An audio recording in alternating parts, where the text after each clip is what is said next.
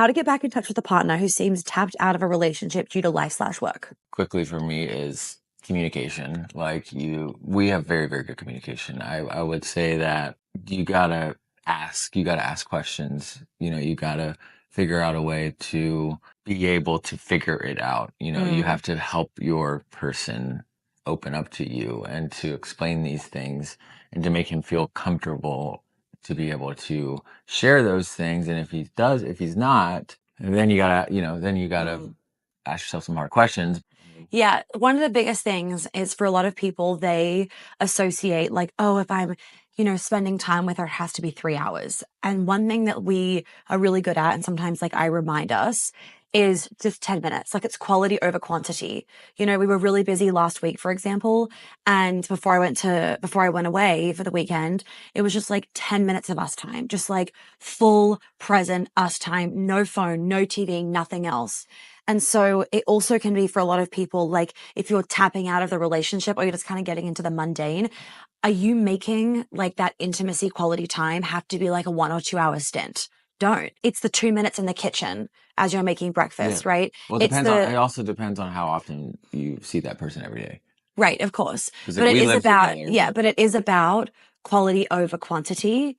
And like those little acts of commitment that would make you feel like, okay, he's still in this relationship. He isn't fully tapped out. But do you know those little things that would make you really feel like, oh, okay, he's just going through a busy season, but he's still in this relationship. Yeah. And I agree 100% with that. I would say I would like to challenge that a little bit. A lot of times men in particular, because I remember feeling this sometimes with you, is that men can a little bit of time is a little bit of time what this person who's asking this question, is that enough for that person? Is that enough for her? Because she could want, these little micro moments of love and affection that might not be enough for her. Right. So, but for the man, he could be like to your point, he could be living what you're saying and be like, we are like, this is like, so you kind of, you gotta get into like, it's that give and take, but it's also the communication so that neither of you is constantly compromising. You cannot have it all. You cannot have it. No, but it's also, you don't want to feel like you're constantly compromising and then that builds resentment. Correct. So there's got to be like a middle ground where he's sacrificing a little bit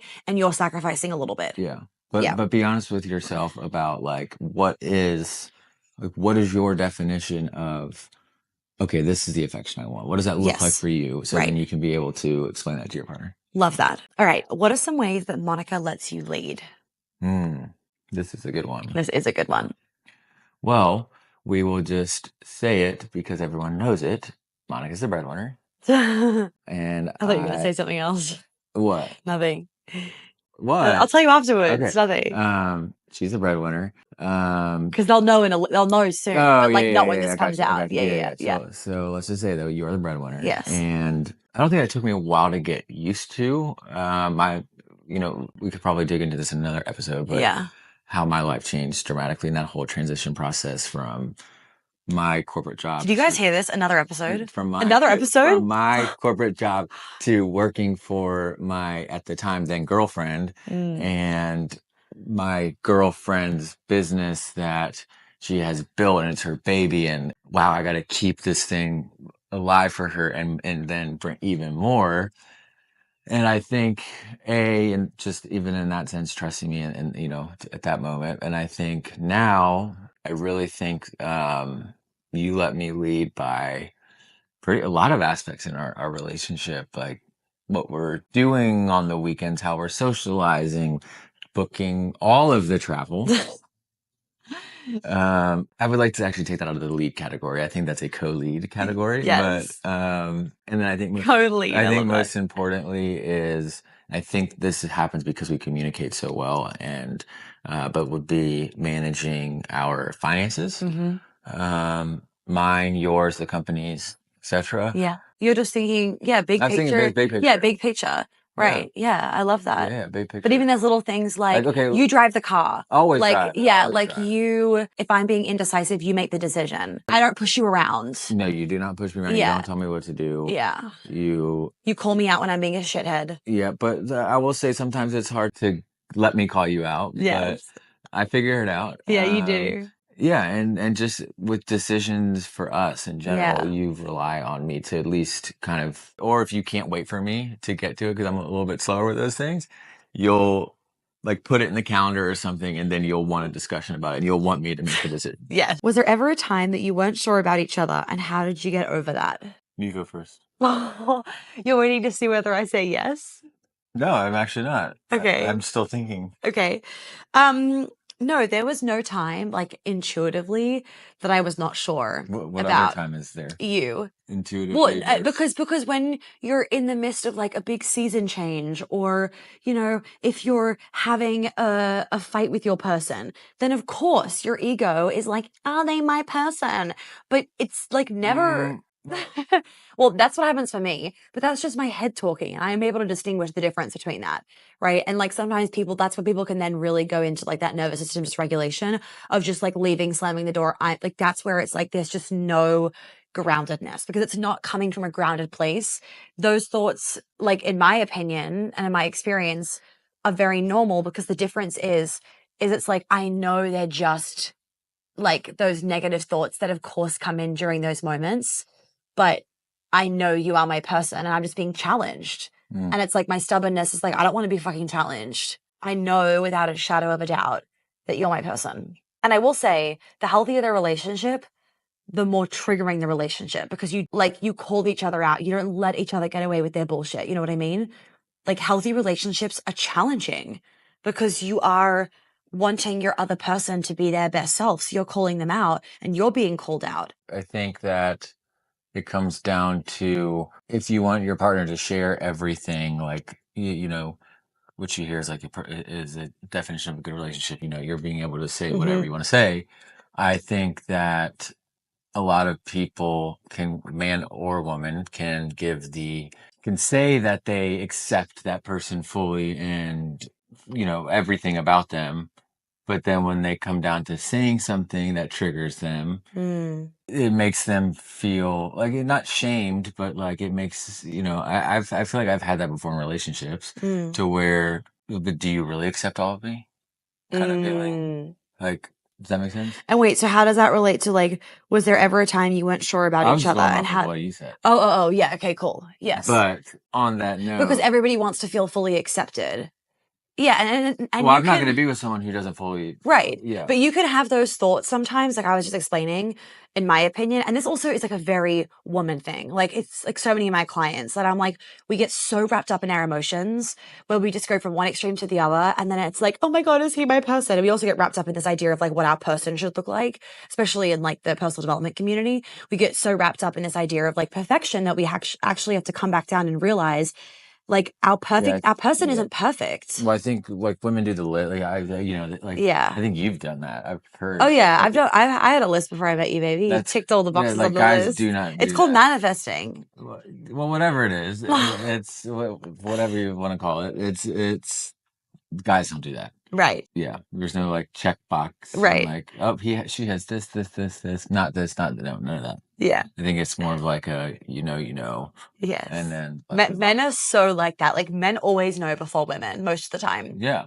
I could definitely see that being in every experience, in every couple that I know, the man has known before the woman. Isn't that crazy? Like you knew before me. I guess, yeah. Yeah. Okay. Okay, so wait, but was there ever a time you weren't sure about me? No, there never was a time where I wasn't sure. There might have been a time where I was like, I'm not sure how to integrate you into my very, very different, grounded life here in America. When I first met you, I'm a big traveler, like in my family and my group of friends.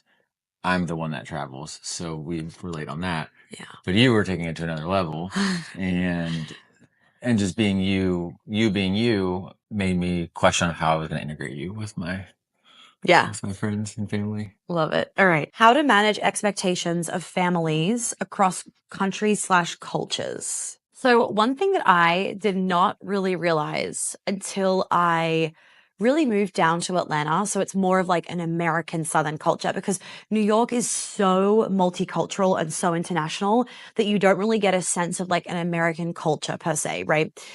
which is beautiful. I love that it's so international, but it also meant that I wasn't actually aware that we had cultural differences.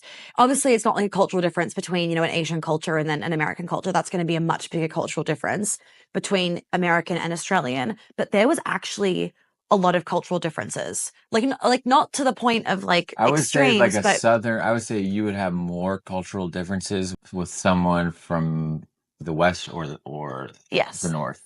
I Oh, think not the South. I think the south you're at least from at least my opinion on it, and my feeling on it is that you relate more to people in the south, and same with your family. You know, that southern Yeah. hospitality, that Yeah. Yeah. Yeah. openness, like your Yeah. family's like that. Our families are very, very similar. Yes. I think the cultural norms that Americans, Australians have are already there. I think they would be more with if you were Okay. with someone from. Okay. Well, like the biggest ones that I noticed obviously was the difference in just like quality of food and kind of like what people are brought up with. That there's still unhealthy food in Australia. Like, don't be mistaken about that. But that was a big one. That's everywhere in America, though. Yeah, yeah, yeah. But like little language things, like that was one that we didn't understand. Little things like even But like y'all, everyone knows y'all. yeah, The world knows y'all. but like even things like you guys do Thanksgiving and that means a lot to you. Or like I don't care about Thanksgiving, but it's like I have to start to care about Thanksgiving because that's now like Well, that's that's an a part American of holiday. yeah, and that's a part of your thing. And then like it's just different, like the way that we celebrate like Christmas is different. And that's gonna happen with any two families probably coming together, depending on like the background of the family as well. I think each person in the relationship needs to know what values are important to them, their family, and combined. Because Mm-hmm. some of the things that my parents value, like I don't value, but Yep. like it's good for you to know what they value because Yep. out of respect, you should respect your elders. That's how I grew up. Yeah. Respect her, all those. But like, No, just I was saying that generally, because it was like rammed into my head when I was little. yeah, same Yes. here. That's what I'm saying. Yes. Southern Yeah. American. Yeah. That's Yeah. a Southern American thing more than a Yeah. Northern American thing. Right. I see. Okay. So yeah, I think first establishing like what are like your family and my family's norms, what are and of those norms, what do you appreciate, what do you want to bring on to your family, what do you not want to bring on to your family? I like that. So it's figuring that out and then approaching it with each and then introducing families, obviously. Yeah. But having a grounded understanding of what Yeah. you guys are going to stand for. And together. the biggest thing that I've discovered with clients that have had kind of like, micro trauma, if you will, around different cultures, whether they're dating somebody from a different culture or whatnot, is not feeling respected. And like that was something that I've had to obviously learn for your culture and your upbringing, not even just culture, but also upbringing, right? And your family's norms. And then you're doing the same for me of like respect. Even if you don't fully understand it, even if you're like, this is kind of fucking weird, you need to respect your partner's culture or like family's values, etc., the way they were brought up, depending on like how much of a cultural difference there is. And your family has been like amazing at that. For example, when we did our first Christmas here, they respected that we do Christmas lunch, not dinner. And so you guys then altered. You didn't do Christmas dinner. You all came for Christmas lunch. You knew that I wanted to cook Christmas lunch so badly because I just love doing that. And so you really respected Well, we blended that. it. We still had the breakfast too because we do breakfast. That's right. Yeah, yeah. We blended exactly. We blended it. We made a compromise. Yeah, and like I'm lucky in that my parents have always been like that. They've always been like accept anyone for who they are. I would say probably more than what you were taught, like to, and you like give me shit for it sometimes, but like Yeah. like the selflessness and like putting others first and like caring about like Yes. but like I was taught that. I'm just Enneagram 8, so I'm just like good at my boundaries. Yeah, but I am grateful for that because I didn't even have to go to my mom or my father and say, "Hey, can we do Monica's way of Christmas?" They already knew. My mom already knew. Yes. A lot of people aren't like that. Right. So again, that like we don't have to really communicate it with our families because we're lucky they blend very, very well. But Yeah. I know that not everyone has that. The last thing I'll say on this is it's so important that you're, of course, not judging anything about you, your culture, your behavior from like cultural background, like stuff like that kind of thing. Because obviously, if you're judging that, it will then feel like other people, like you're then projecting that judgment and you're going to feel like other people are judging you. And maybe they are judging you, but it's going to feel a lot worse if you're also judging that part of yourself. So like the swearing, for example, Australians swear. It's a known fucking thing. We all swear, we do it. And Not so as much as I had thought initially. Oh, Yeah. thanks. Okay. Well, anyway, like we swear a lot. And when I first met you, and I remember this with your family, it's like, oh, wow, like she swears. But your family, like, never, like, again, it's the acceptance, right? Even if you don't get it, even if you don't agree with it, can you respect it? Well, we always go back and forth on that swearing, but like I think of it as a sign of, because like even like Brits, they don't do that, and Brits swear. not again. We've always talked about this time and place. Oh, they're a lot. They know I when don't to be think very polite. Yes, yes, Australian. yes. I think you're generalizing Australians, and yeah, they swear more, but I Yeah. think not everyone in Australia swears like you. No, of course not. Like you will be at a formal dinner and not pick up on a cue that I think you should pick up on me. Like there's a time and a place, but I know, it might be part of your brand, whatever you want to call it. Might be part of your brand. Whatever Okay, you babe. want to call At it. Thanksgiving dinner. Well, I would argue that like not all Australians would swear at a Yes, formal you're right. Thanksgiving dinner. Yes. They would know time and a place. Yes. So, I'm making a generalization. yeah. I'm using it as an example because that was something that it's like, No, I remember when we yeah. would start dating, you'd be like, babe, like, don't swear so much. And it's like, and I had to really, like, that was something that, you had to accept about me, and I had to make sure that I didn't change my. You do swear less. I do swear less. Well, like I really have had to do it with my book because I don't want to be like swearing on national television. Like, not a vibe. That's where my whole argument is. Yeah.